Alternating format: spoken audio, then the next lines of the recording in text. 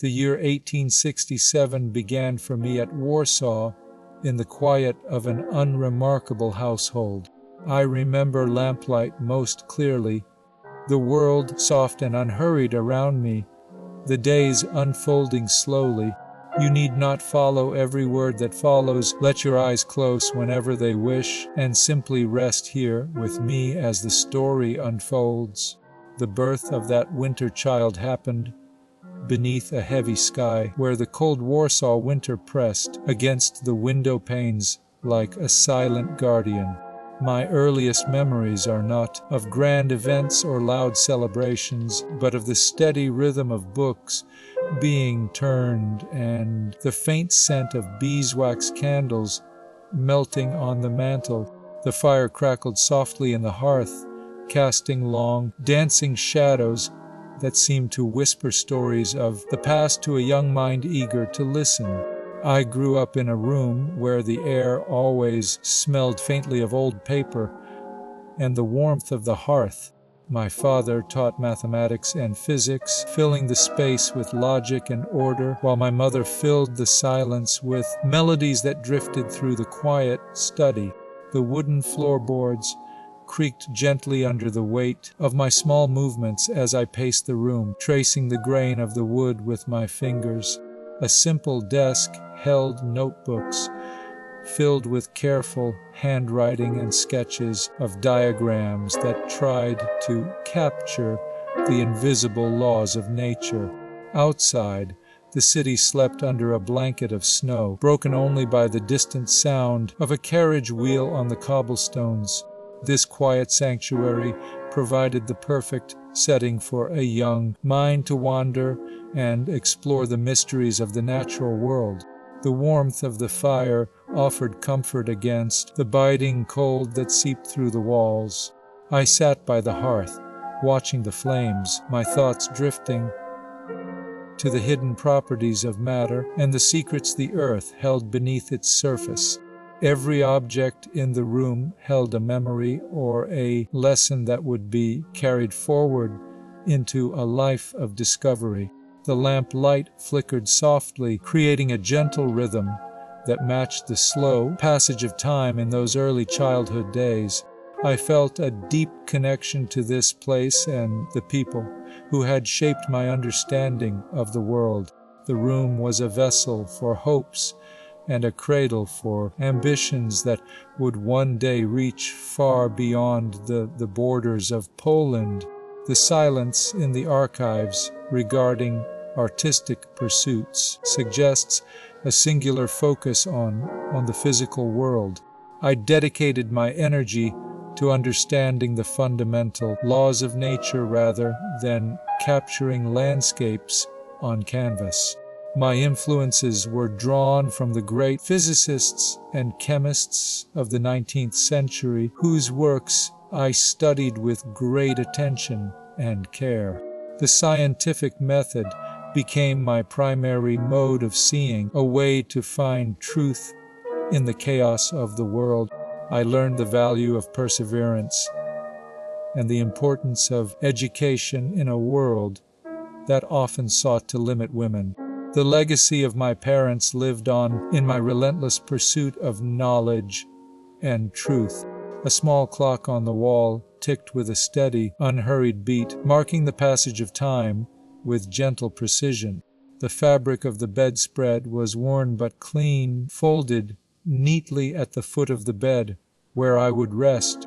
A book lay open on the nightstand, its pages yellowed by age and handled with care. The silence was not empty, but full of the quiet presence of a life dedicated to thought. The room felt like a sanctuary, a place where the mind could rest from the demands of the world. The light shifted slowly as the sun climbed higher, warming the wooden floor beneath the window. The atmosphere was one of profound peace, a final resting place for a mind that had explored the unknown. The stillness of the room echoed the quiet resolve of the woman who had once filled it with energy. Time seemed to slow down in this space, allowing for a moment of perfect, unbroken tranquility. The world outside continued its busy rhythm, But here, in this small room, everything was at rest. The gentle hum of the distant wind through the trees provided a soft, natural soundtrack to the scene. It was a place where the past and the present merged in a seamless, comforting flow. The light continued to move across the floor, a silent witness to the quiet conclusion of a remarkable journey. The room held the memory of great thoughts and the enduring spirit of a woman who changed the world. The peace of the space offered a final, gentle embrace to the weary traveler.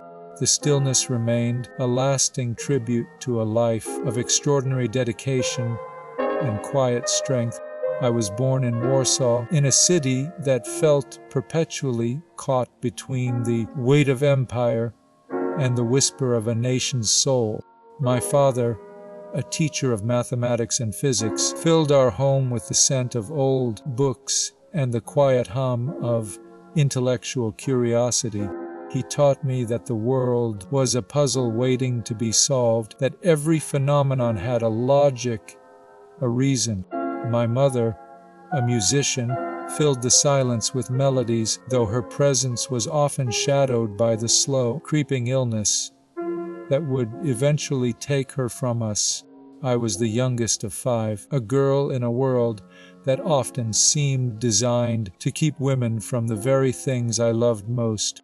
The loss of my mother when I was 10 was a fracture in the foundation of my world, a silence that no melody could ever truly fill. It was a quiet ending, a fading of the light that had guided our household for so many years.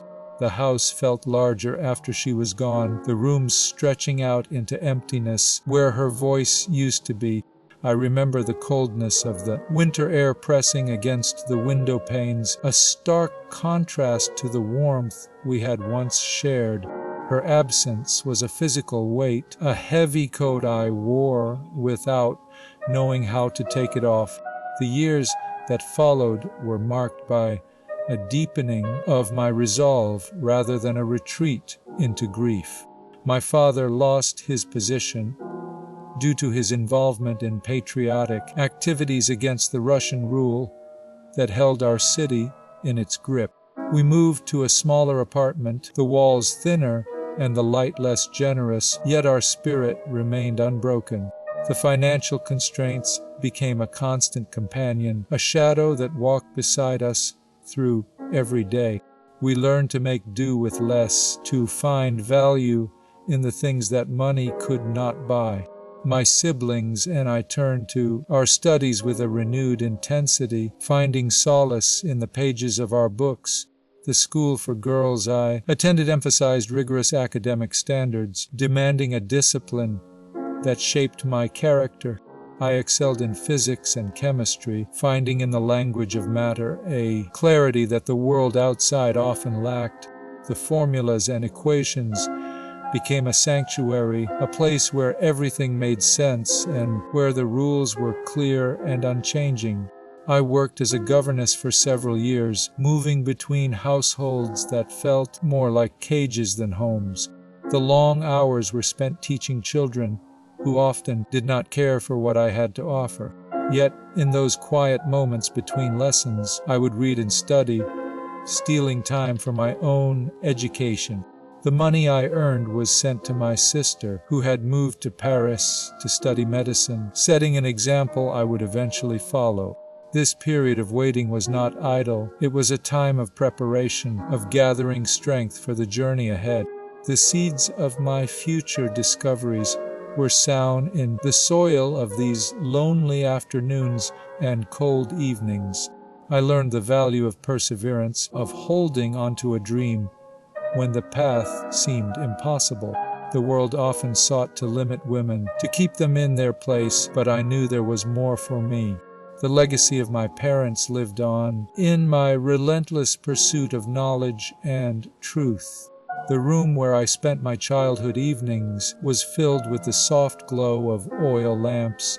Dust motes danced in the warm light as I turned the pages of my favorite books, the paper rough and familiar under my fingertips. The wooden floorboards creaked gently under the weight of my movements as I paced the small space, my thoughts racing ahead of my body. A simple desk held my notebooks, filled with careful handwriting and sketches of scientific diagrams that mapped the invisible world.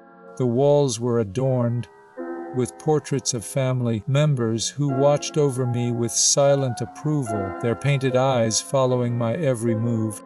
Outside the window, the city of Warsaw slept under a blanket of winter snow, the streets white and still.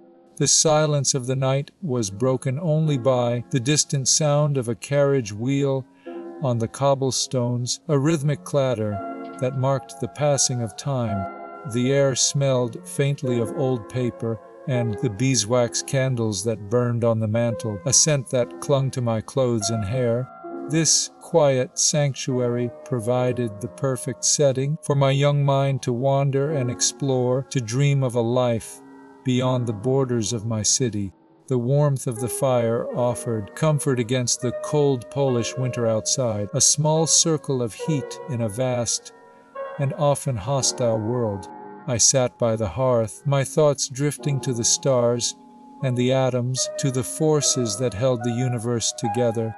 One specific detail remains clear from those years. The family lived in a modest apartment that reflected their middle-class status in the city, a home filled with books and scientific instruments rather than fine furniture or costly ornaments. This simplicity was a choice, a reflection of the values we held dear.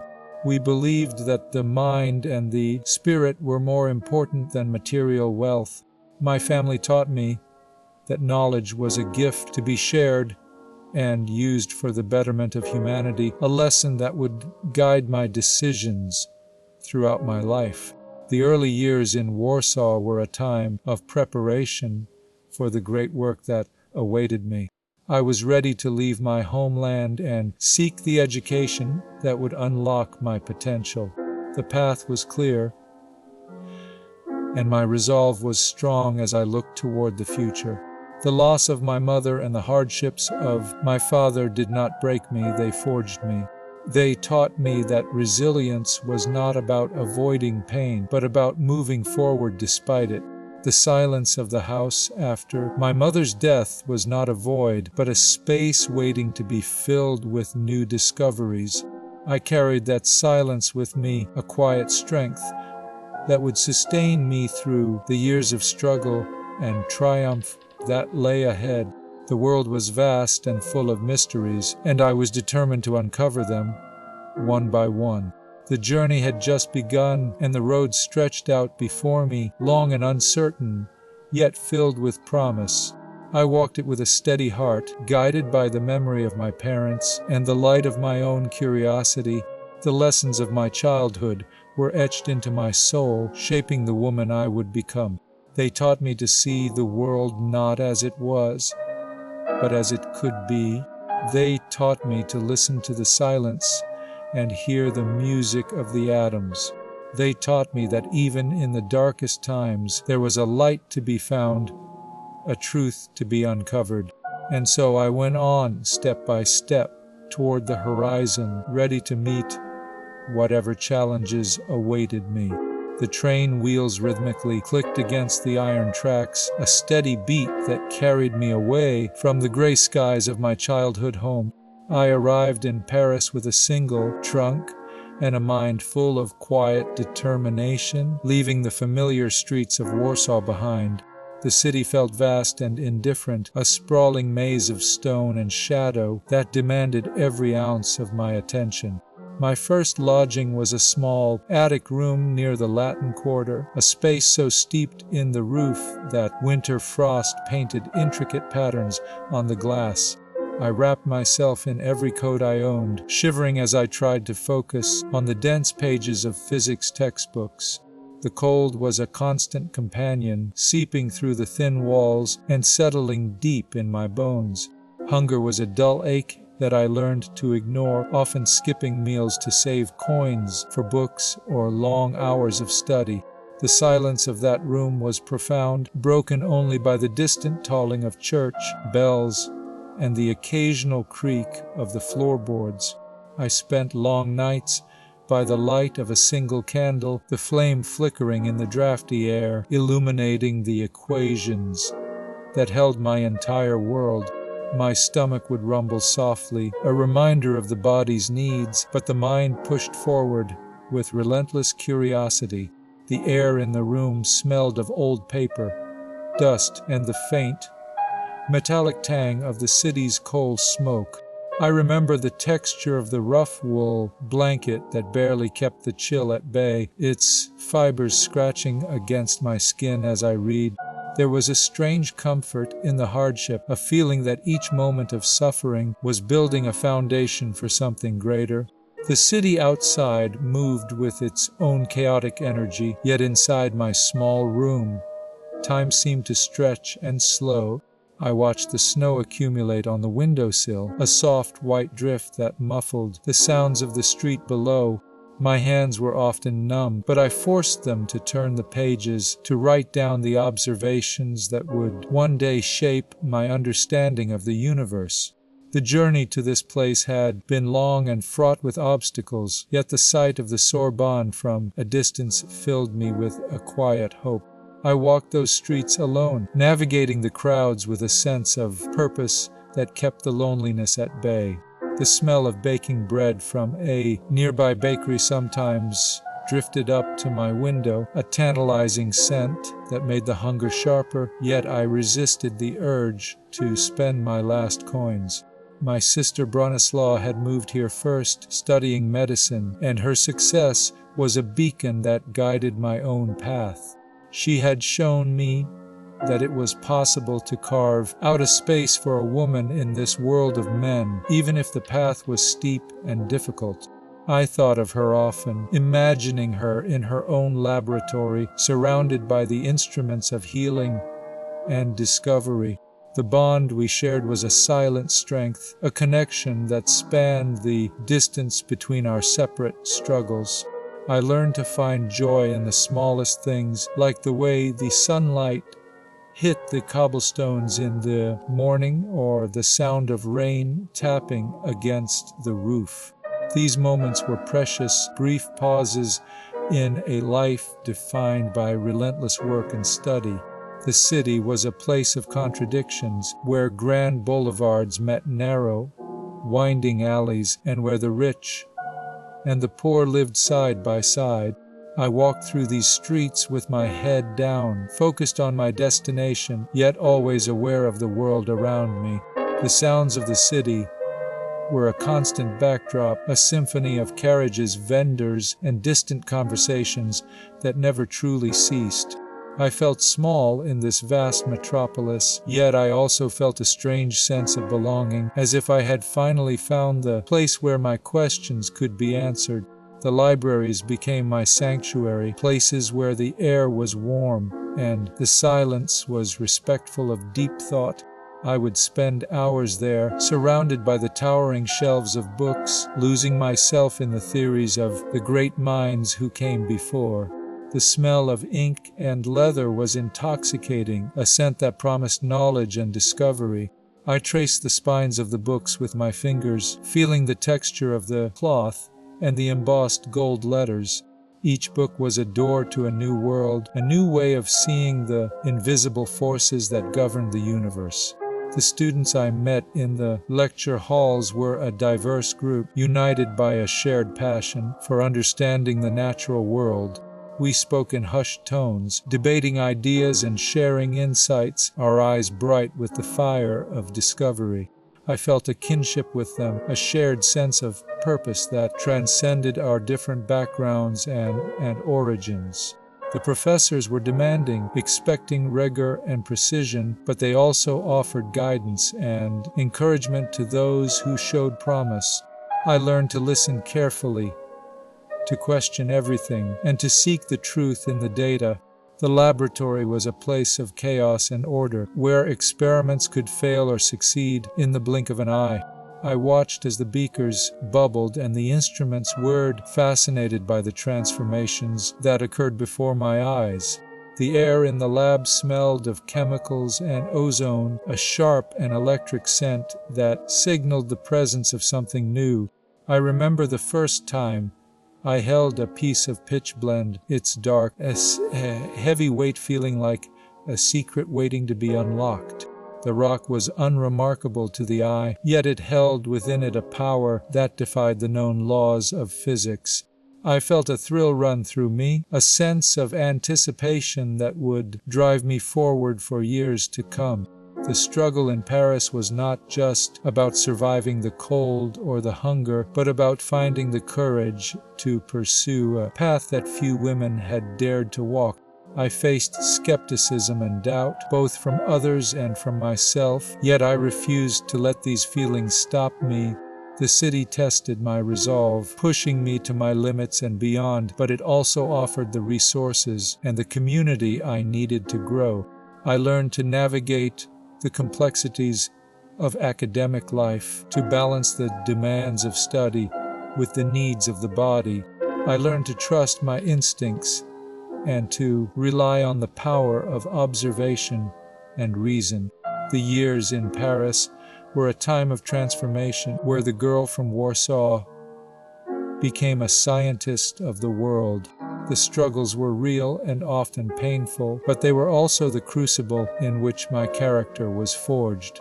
I look back on those days with a sense of gratitude, for they taught me the value of perseverance and the power of the human spirit. The cold attic room, the hunger, the long nights of study, all of it was necessary to prepare me for what lay ahead. The city of lights had shown me its shadows, but it had also revealed a path forward, a path illuminated by the glow of discovery. The Radium Institute stood as a quiet monument to the work that had been done, its stone walls holding the echoes of countless experiments. Inside, a single beam of afternoon sunlight cut through the heavy curtains, illuminating the dust motes that danced in the air with a slow, graceful rhythm. A wooden desk sat empty, its surface worn smooth by the friction of decades of use, the grain of the wood deep and rich with history. On a high shelf, protected by thick lead shielding, a glass jar contained a faintly glowing substance, its soft blue light pulsing gently in the dimness. The air smelled faintly of old paper and the metallic tang of laboratory equipment, a scent that had become as familiar to me as my own breath. Shadows lengthened across the stone floor as the sun moved slowly toward the horizon, casting long, distorted shapes that seemed to reach out across the room. The silence was profound, broken only by the soft, rhythmic ticking of a wall clock in the corner, marking the passage of time with a steady, unyielding beat. A leather-bound notebook lay open on the desk, its pages filled with precise handwriting that had faded slightly with time, yet the calculations remained clear and legible. Outside the window, the trees of the garden swayed gently in the evening breeze, their leaves whispering secrets to the wind. The scene evoked a sense of peaceful contemplation, a quiet dignity that belonged to the pursuit of truth and the relentless search for understanding. It was a place where the world outside faded away, leaving only the work, the data, and the quiet hum of discovery. The International Radium Standards Committee met in Brussels in September 1910, a gathering that the laboratory is quiet now, a silence that feels heavy with the memory of light. I sit here in the dim glow, listening to the faint hum of the cooling system, a sound that has become the rhythm of my existence. My hands, stained and worn, rest upon the cool stone of the workbench. They remember the heat of the furnace, the grit of the pitchblende, the weight of the beakers. There is no need to speak to anyone. The air itself seems to hold a vibration, a subtle thrumming that only those who have listened to the earth's secrets can perceive. It is a gentle, persistent energy, like a heartbeat beneath the floorboards. I close my eyes and feel the warmth of the glowing tubes, not as a danger, but as a companion. The darkness is not empty.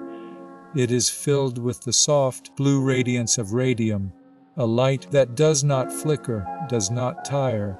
It is a constant presence, a quiet companion in the solitude of the night, reminding me that even in the deepest dark there is a source of light that never truly fades. The journey began not with a grand announcement, but with the smell of wet earth and the heavy, metallic scent of crushed stone. We had turned our attention to the mineral known as pitchblende, a black, lumpy ore that came from the mines of Bohemia. Pierre and I stood over the great iron cauldrons, the air thick with steam, and the acrid bite of boiling acid. Our goal was simple, or so it seemed at the start. We wanted to measure the invisible rays that the uranium within the stone gave off. The instruments we used were delicate, designed to detect the faintest electrical changes in the air, but the readings were strange. The ore gave off far more energy than the pure uranium it contained could possibly explain. The needle on our electrometer danced with a vigor that defied the known laws of matter. It was as if the stone itself was holding a secret fire, a power that had been sleeping within the earth for millennia. We worked with a rhythm that felt almost hypnotic. The days blurred into nights, marked only by the changing light in the high, dusty windows of our shed. It was a place of profound discomfort, a wooden structure with a glass roof that let in the rain and the snow. In the summer, the heat was suffocating, and in the winter, the cold seeped into our bones. Yet, there was a strange comfort in this hardship. The physical labor was a way to ground our minds. We stirred the massive vats with iron rods, the handles worn smooth by our grip. We lifted heavy pans of boiling solution, our muscles burning, our backs aching. The work was endless, a cycle of crushing, dissolving, filtering, and precipitating. We were chasing a ghost, a substance that existed in quantities so small it was nearly impossible to isolate. One specific fact often comes to mind when I recall those years. It takes roughly 8 tons of pitchblende to produce just 1 gram of pure radium. This ratio defined our existence. We processed the ore in tons, not grams. The sheer volume of material we moved was staggering. We dragged sacks of rock from the mine, dumped them onto the floor, and began the long, slow process of extraction. The dust of the mine was everywhere, coating our clothes, our hair, our skin. It was a gritty, persistent reminder of the earth we were trying to understand. We worked through the seasons, the shed becoming a place of perpetual motion. The sound of the crushing mill was a constant drone, a low rumble that vibrated through the soles of our feet. The discovery of polonium came first, named for the land of my birth, a small, fleeting triumph in the vast darkness of the unknown. But it was the second element, the one we named radium, that held the true mystery. It was a substance that glowed with a pale, ghostly light in the dark. We saw it for the first time in a small glass tube, a tiny speck that seemed to hold its own inner sun. The light was not bright enough to read by, but it was enough to cast shadows on the wall. It was a beautiful, terrifying thing. We knew then that we had found something that could change the world, or perhaps destroy it. The implications were not fully clear, but the power was undeniable. The years that followed were a test of endurance. We continued to refine the substance, seeking the purest form possible. The process required immense patience and a precision that bordered on the obsessive.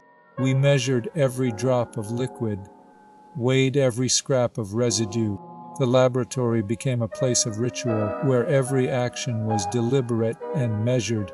The smell of sulfur and acid never left the air, a pungent odor that clung to our clothes long after we had left the shed.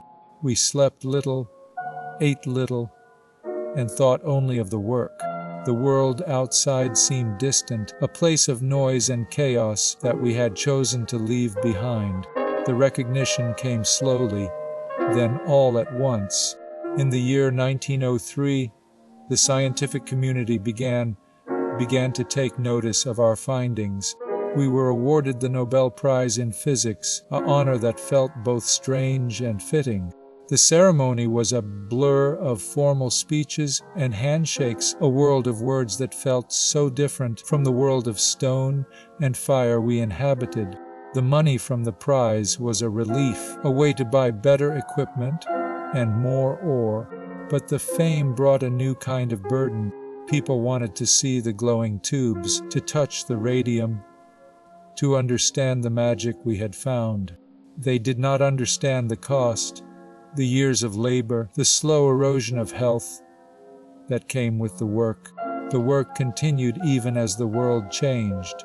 The First World War brought a new urgency to our research. The battlefield was a place of terrible injury, of wounds that could not be seen, but could be felt. We knew that the X-rays could show the location of bullets and shrapnel in the bodies of the soldiers. We built the first mobile radiology units, vehicles equipped with X-ray machines and darkrooms. They were called the Little Curies, small cars that could travel to the front lines. We drove them ourselves, navigating the muddy roads and the chaos of war. The dynamo in the back of the car provided the electricity needed to power the machines. It was a small engine, but it saved countless lives. The sight of the wounded soldiers was a stark reminder of the dual nature of our discovery. The same rays that could heal could also destroy. The soldiers lay on tables, their bodies exposed to the invisible light. We worked quickly, efficiently, moving from one patient to the next. The smell of antiseptic and blood filled the air, a harsh contrast to the chemical smells of the laboratory. Yet there was a sense of purpose that we had not felt before. The work was no longer just about understanding the earth. It was about saving lives. The radium was no longer a curiosity.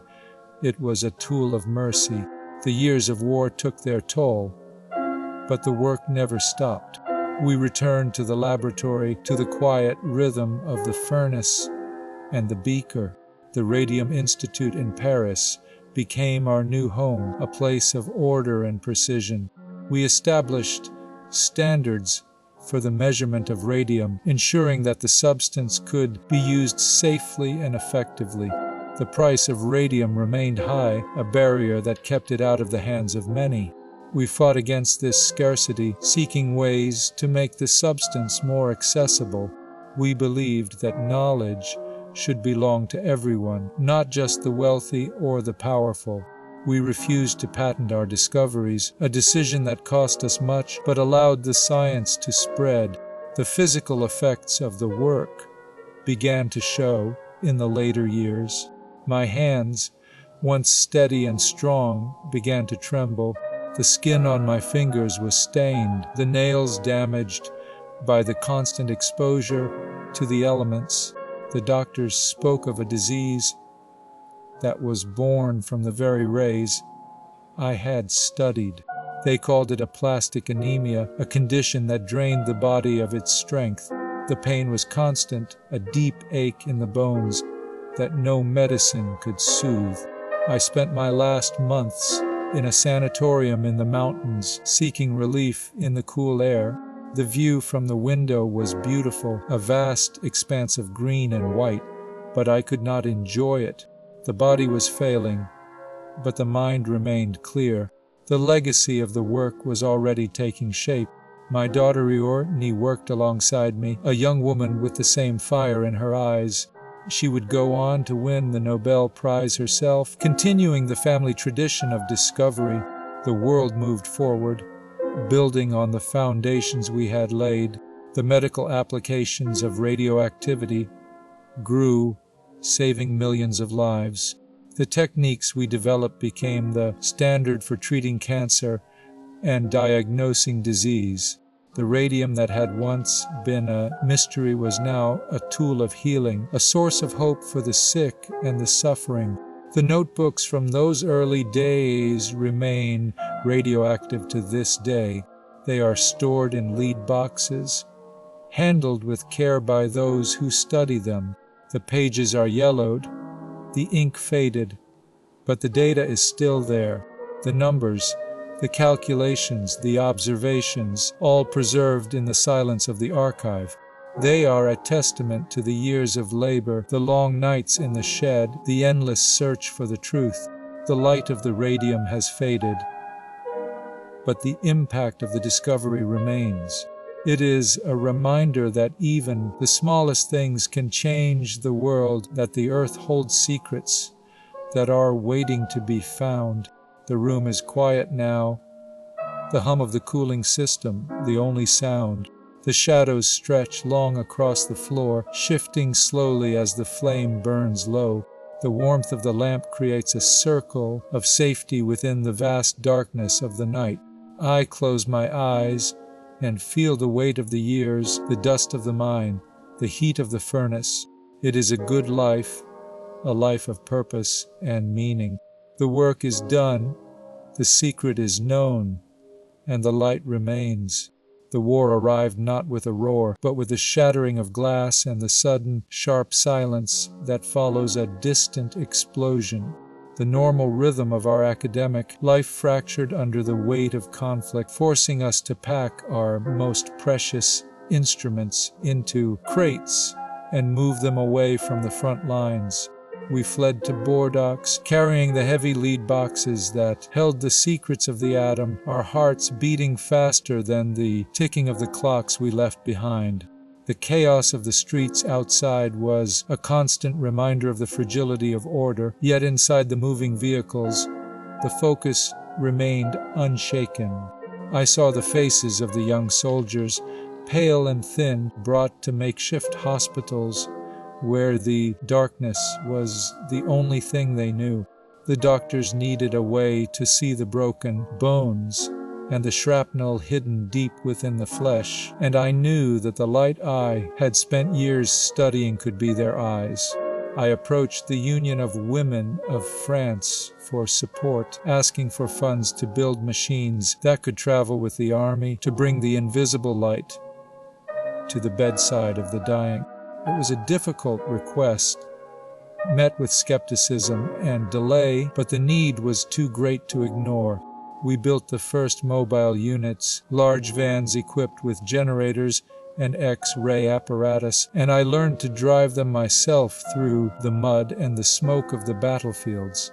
The smell of burnt wood and wet earth filled the air, a heavy perfume that clung to the clothes and the skin, a scent that would never truly wash away.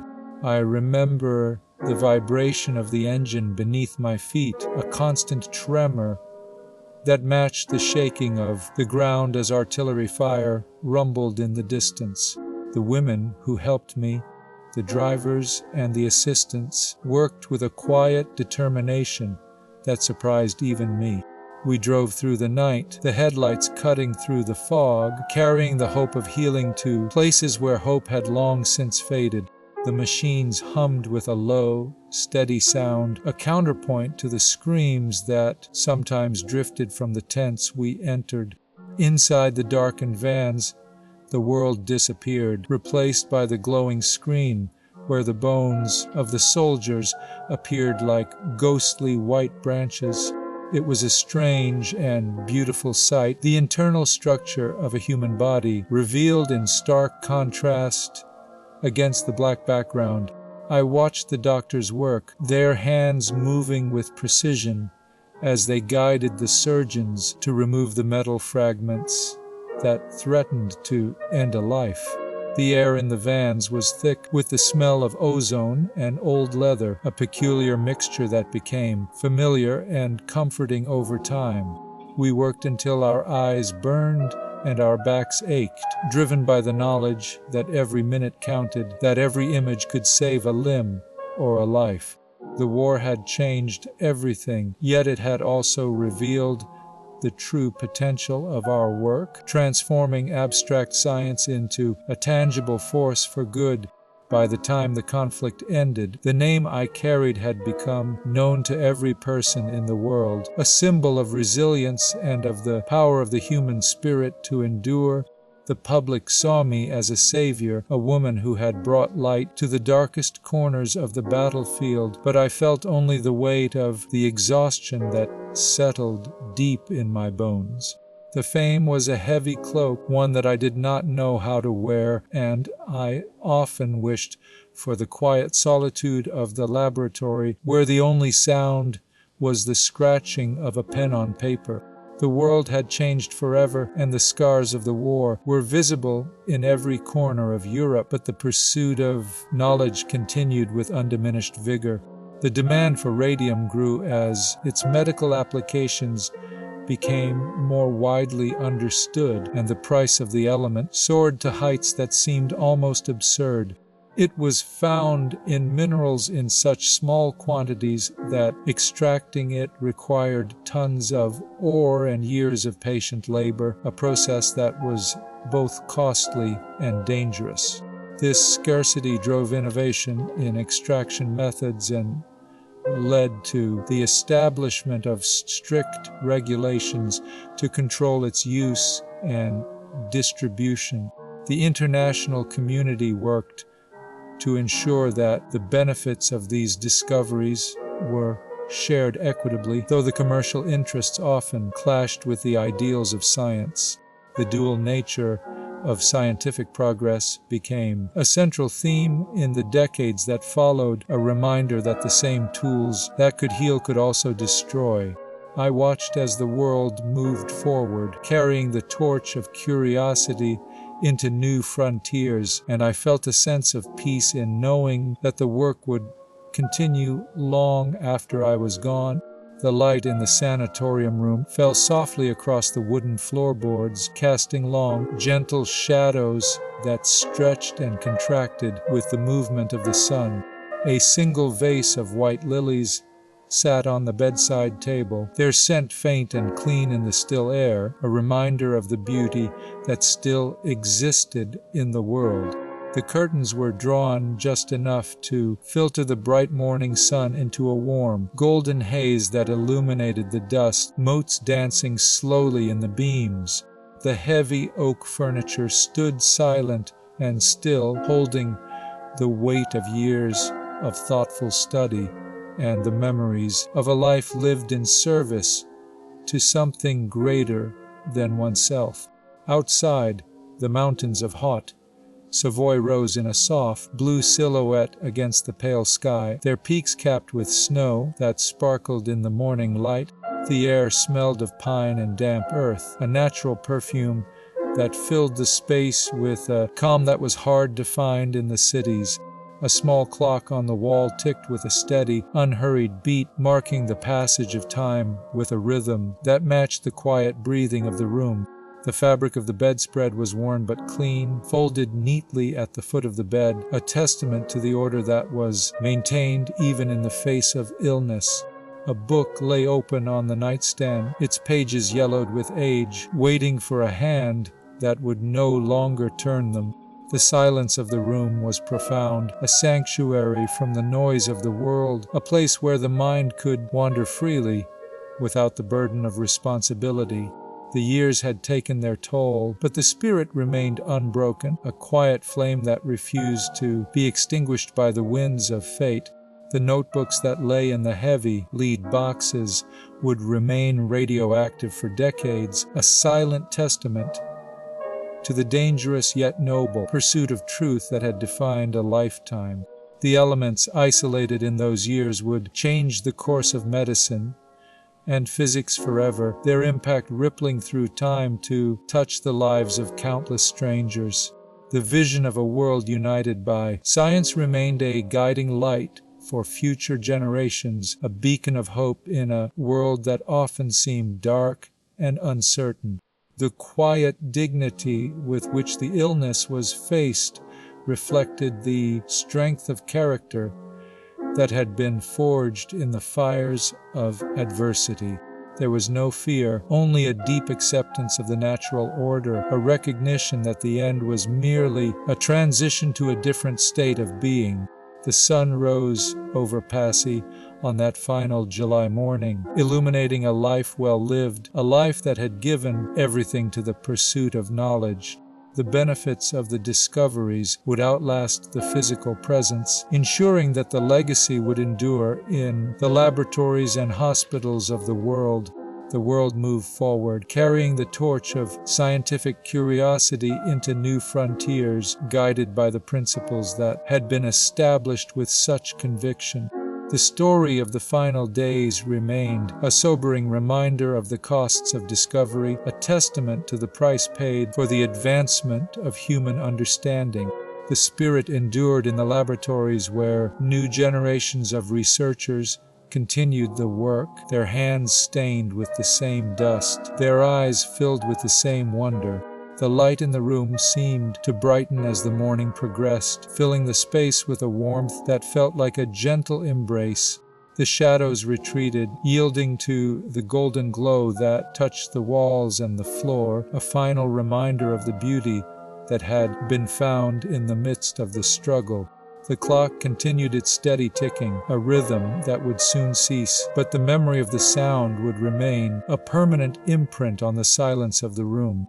The lilies in the vase stood tall and white, their petals soft and delicate, a symbol of the purity of purpose that had driven the journey to its conclusion. The air remained still, holding the scent of the flowers and the faint trace of the past, a perfume of memory that would linger long after the sun had set. The room was a sanctuary, a place of peace where the soul could rest, free from the demands of the world and the weight of the expectations of others. The journey had been long and difficult, but the destination was one of quiet dignity and profound acceptance. The light faded slowly as the day drew to a close, leaving the room in a soft twilight that seemed to hold the promise of a new beginning. The silence deepened, a comfortable silence that felt the air changed when the first bombs fell in September of 1914, a sudden shift in the rhythm of the city that no one could ignore.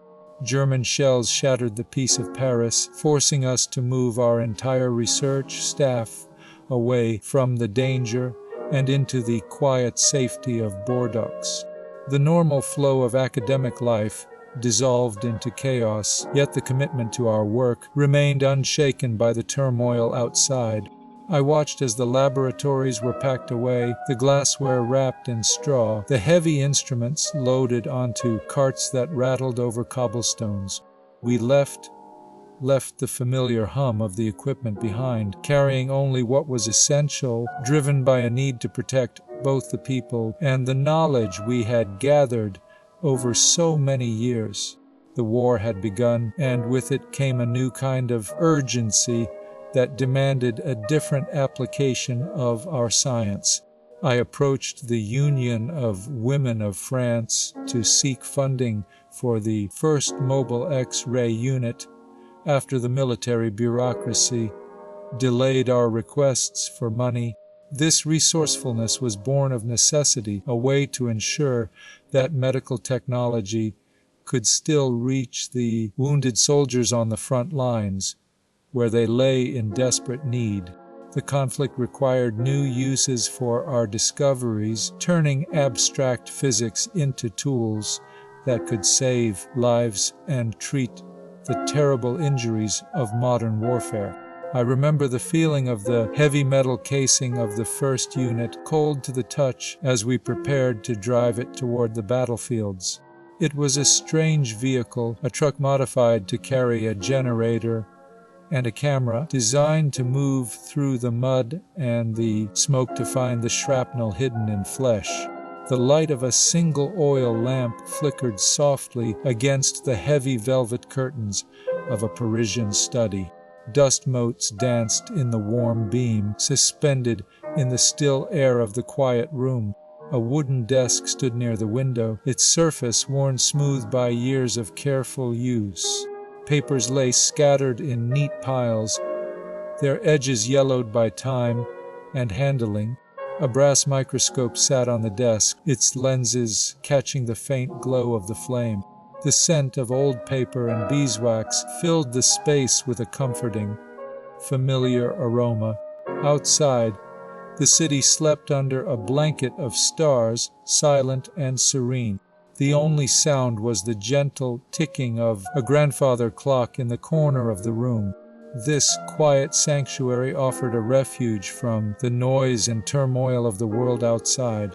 The warmth of the lamp created a circle of safety within the vast darkness of the night. Shadows stretched long across the floorboards, shifting slowly as the flame burned low.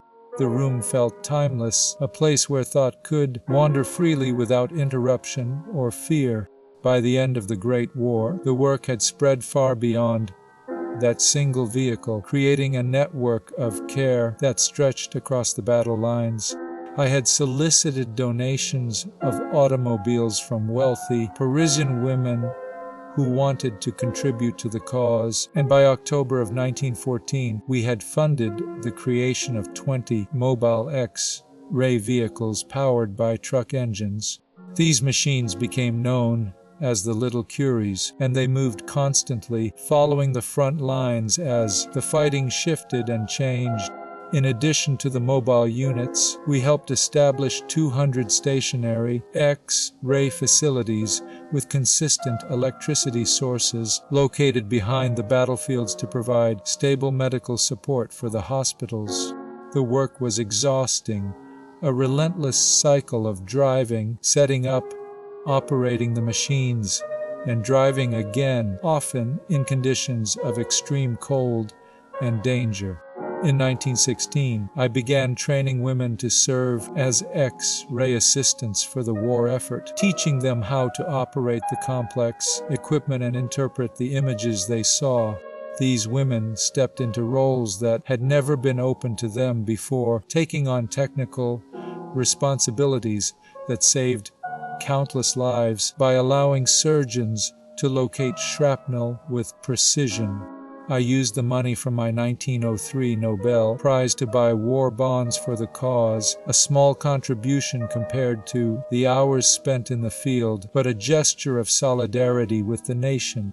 The dedication to service demonstrated the practical value of our scientific achievements, proving that the study of invisible rays could have a direct and immediate impact on human suffering.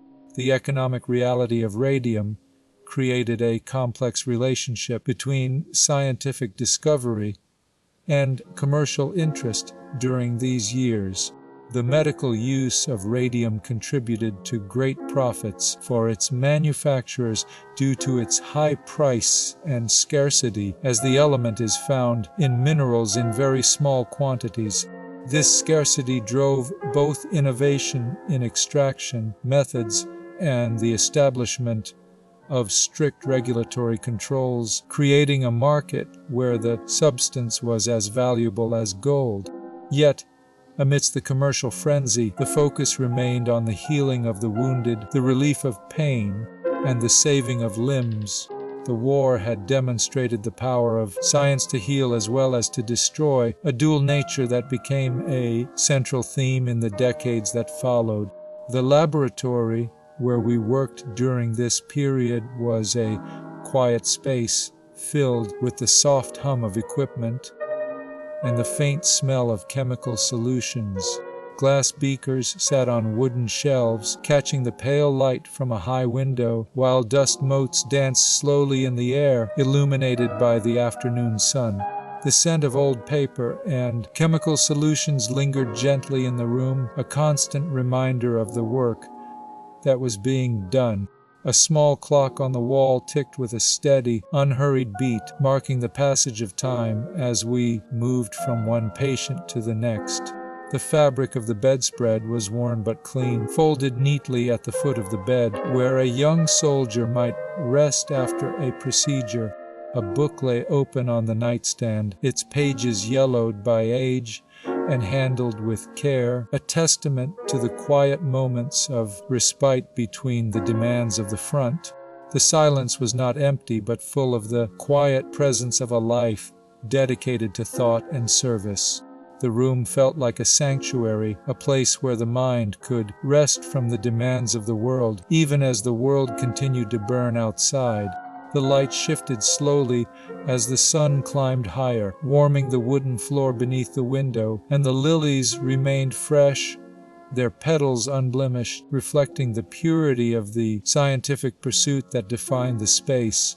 The atmosphere was one of profound peace, a final resting place for a mind that had explored the unknown and found a way to bring its discoveries to the aid of humanity. The stillness of the room echoed the quiet resolve of the woman who had once filled it with energy, driving herself to the limits of endurance for the sake of others. Time seemed to slow down in this space, allowing for a moment of perfect, unbroken tranquility, even as the war raged on. The world outside continued its busy rhythm, but here, in this small room, everything was at rest. The gentle hum of the distant wind through the trees provided a soft, natural soundtrack to the scene, a reminder of the life that persisted despite the conflict. It was a place where the past and the present merged in a seamless, comforting flow, where the memory of the work done and the hope for the future coexisted in the quiet air. The light continued to move across the floor, a silent witness to the quiet conclusion of a remarkable journey of service. The room held the memory of great thoughts and the enduring spirit of a woman who changed the world through her dedication to healing. The peace of the space offered a final, gentle embrace to the weary traveler, a place where the mind could rest from the demands of the world. The legacy of the war influenced how science was perceived and supported by governments and the public, creating a renewed focus on international cooperation and the standardization of scientific measurements. The world had changed forever, yet the pursuit of knowledge continued with undiminished vigor, driven by the lessons learned in the trenches and the hospitals. By the time the conflict ended, I was considered the most famous woman in the world, a recognition that brought both honor and a heavy burden of expectation. The historical context of this era remains a testament to human resilience and the enduring power of inquiry, showing how even in the darkest times, the light of discovery could guide the way forward. The demand for radium increased as its medical applications became more widely understood and accepted, and the international community worked to ensure that the benefits of these discoveries were shared equitably. The world moved forward with a renewed sense of purpose and a deeper appreciation for the value of knowledge, carrying the lessons of the war into a new era of scientific endeavor. The final years unfolded under a shadow that grew slowly, deepening with each passing season until it touched the very bones. I continued my scientific work with a quiet determination that defied the growing weakness in my body, moving through the days with a rhythm that had become second nature. The laboratory remained a sanctuary where the air always held the faint, metallic scent of the elements I had spent a lifetime studying. My hands, once steady and strong, now trembled slightly as they reached for the glass vials, yet the mind remained sharp, cutting through the fog of pain with precise clarity.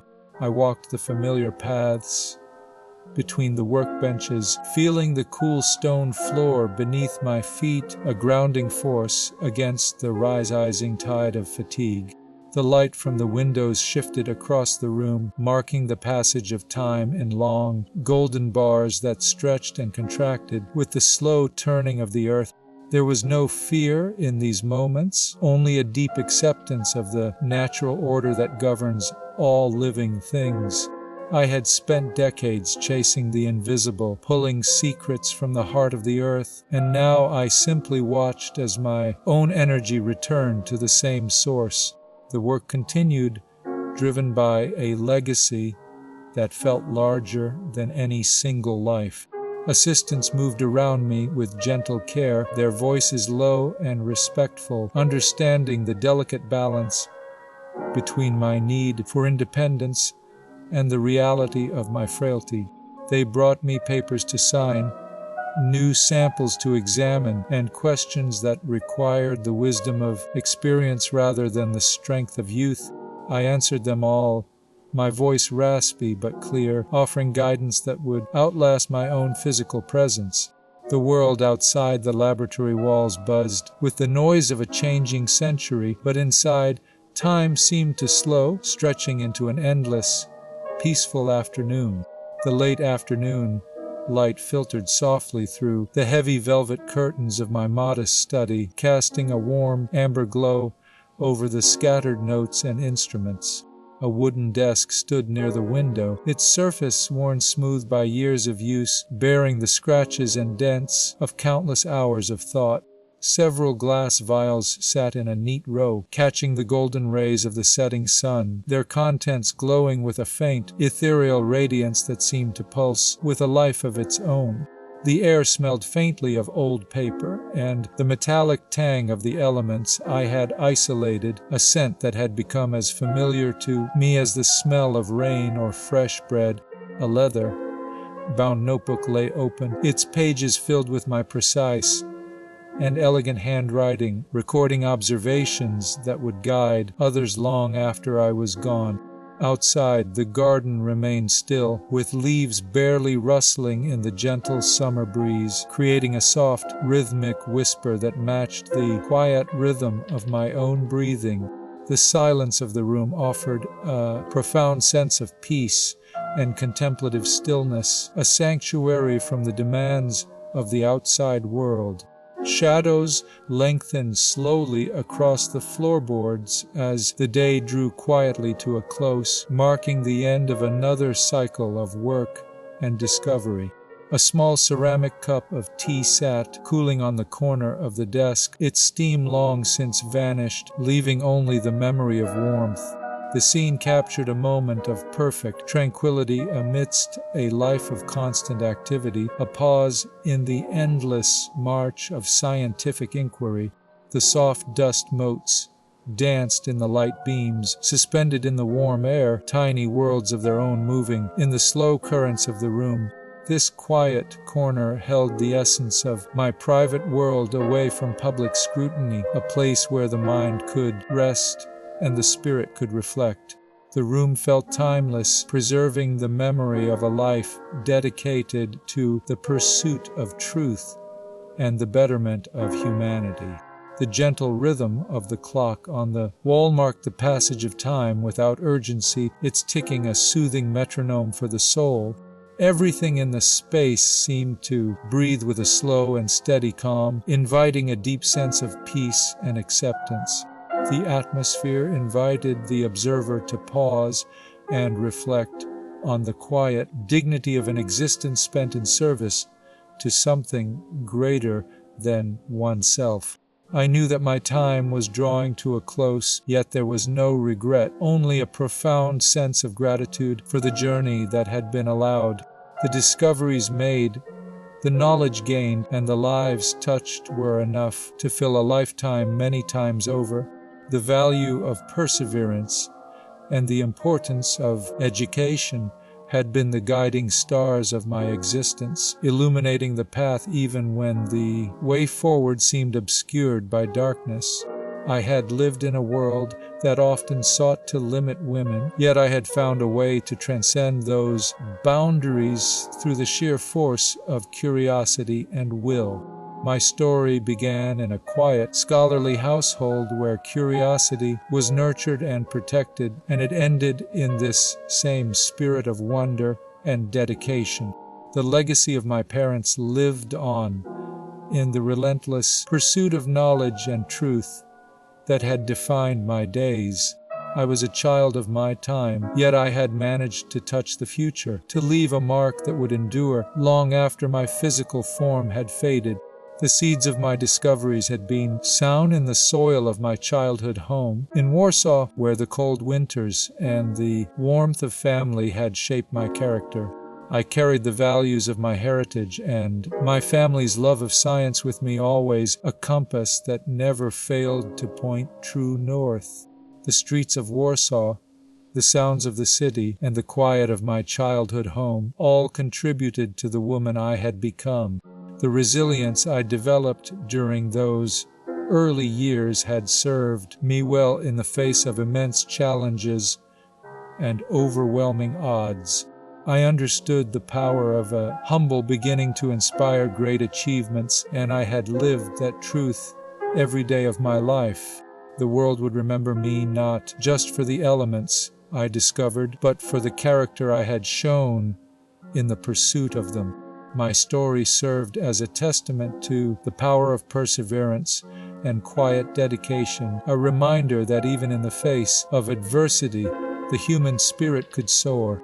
The late years were a time of reflection, a chance to look back on a life well lived and to find peace in the knowledge that the work would continue. The light of radium, once a mystery, was now a tool for healing, a gift to humanity that would save lives long after I was gone.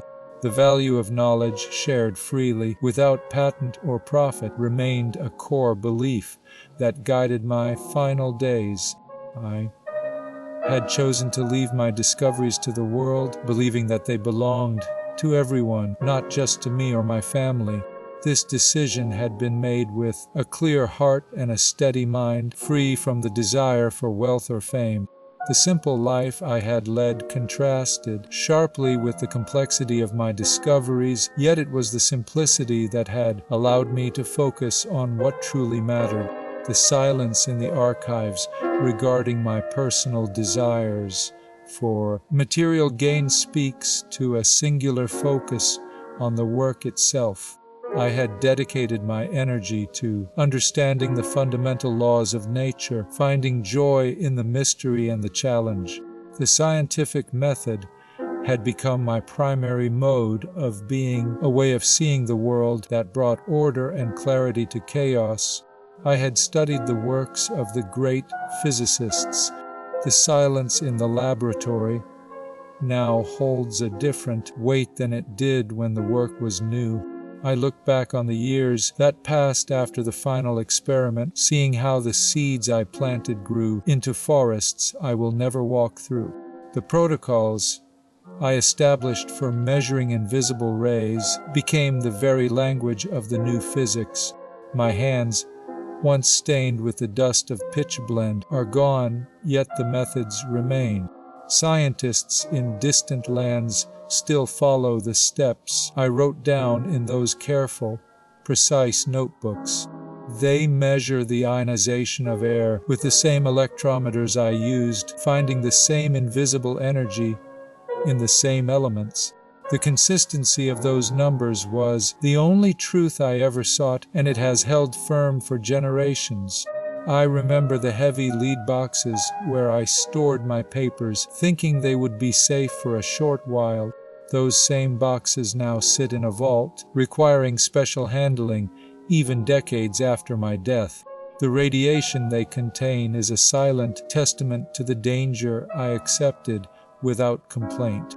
It is a strange thing to know that my own notes are still warm with energy, a ghostly warmth that outlasts the flesh.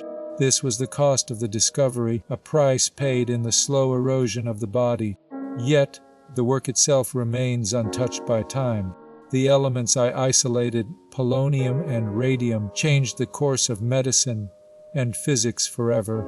They are no longer just strange curiosities in a jar. They are tools that heal and tools that reveal the deep structure of matter.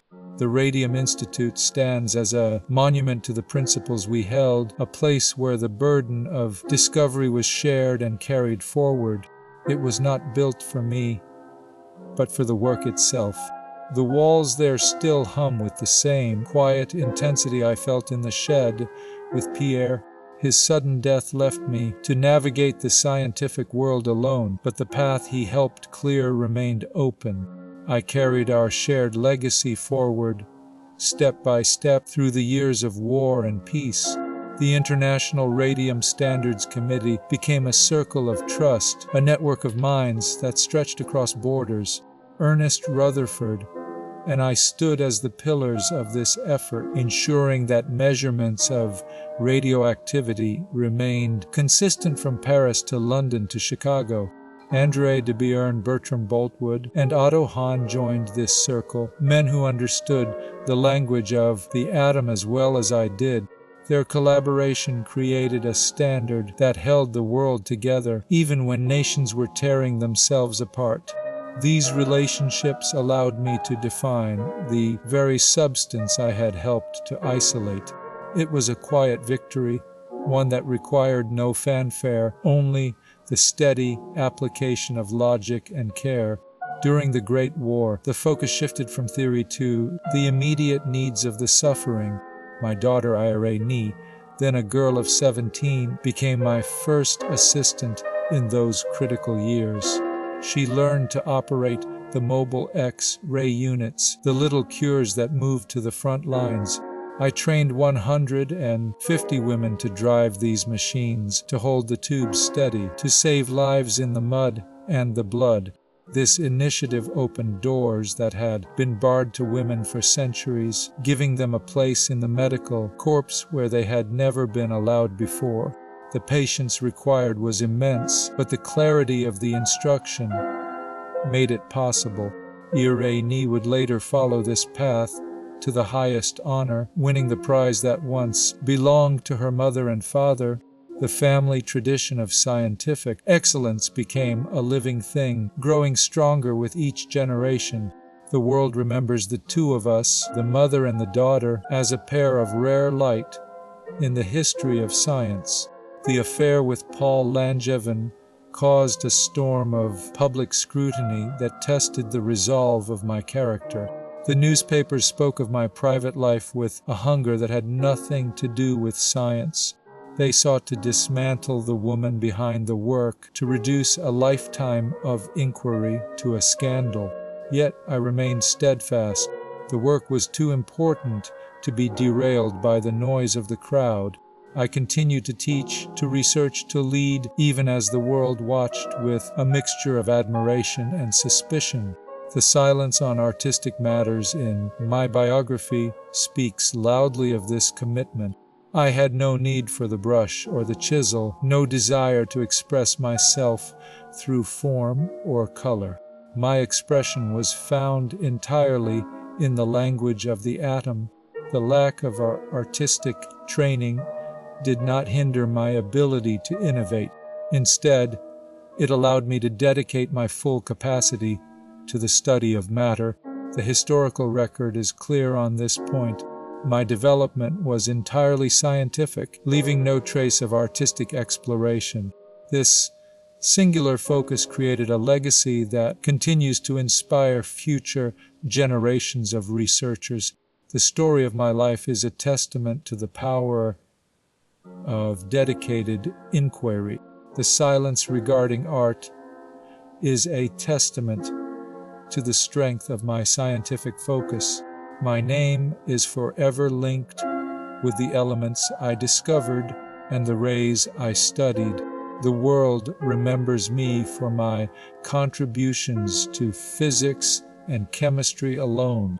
The light in the sanatorium room fell softly across the wooden floorboards, casting long, gentle shadows. A single vase of white lilies sat on the bedside table, their scent faint and clean in the still air. The curtains were drawn just enough to filter the bright morning sun into a warm, golden haze. Dust motes danced slowly in the beams, moving with a rhythm that matched the quiet breathing of the room. The heavy oak furniture stood silent and still, holding the weight of years of thoughtful study.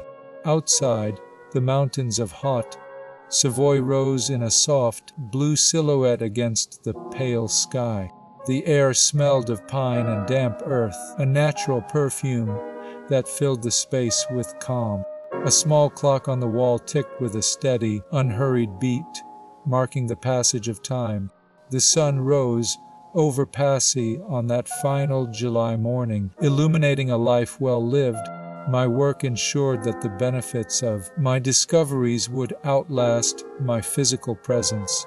The world moved forward, carrying the torch of my scientific curiosity into new frontiers.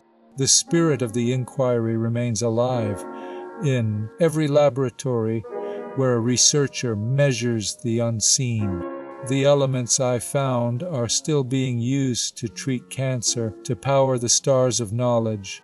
The legacy is not in the fame, but in the continuation of the search. The silence after the last sentence feels earned, a peaceful rest after a long journey of discovery. The story is complete, and the work